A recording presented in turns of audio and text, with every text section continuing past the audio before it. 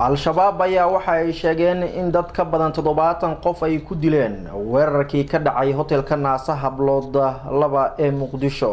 Afhayeenka ciidamada Al-Shabaab Sheekh Cabdicaziz Abu Mus'ab oo la hadlayay warbaahinta ku hadasha afka Al-Shabaab ayaa sheegay in ilaa 70 qof oo isugu jiray mas'uuliyiin ka tirsan dawladda, askari iyo siyaasiyiin Soomaaliyeed ay ku dileen weerarkii dhawaan ka dhacay hotelka Naasa Hablood 2 ee Muqdisho.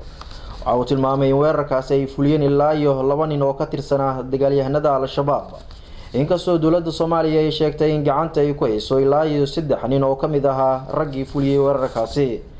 sidoo kale Sheekh Cabdicaziz Abu Mus'ab ayaa hoosta ka xariiqay in hotelka ay bartilmaameedsadeen ay gabaad ka dhiganayeen mas'uuliyiin ka tirsan dawladda Soomaaliya iyo saraakiil ciidan sidoo hadalka u dhigay.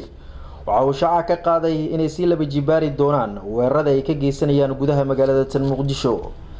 hadalkani ka soo baxay Al-Shabaab ayaa ku soo aadaya xilli maalin ka hor weerar xooggan ay ku qaadeen hotelka Naasa Hablood 2 ee Muqdisho, kaasoo ay mas'uuliyadooda ay sheegteen dhaqdhaqaaqa Al-Shabaab.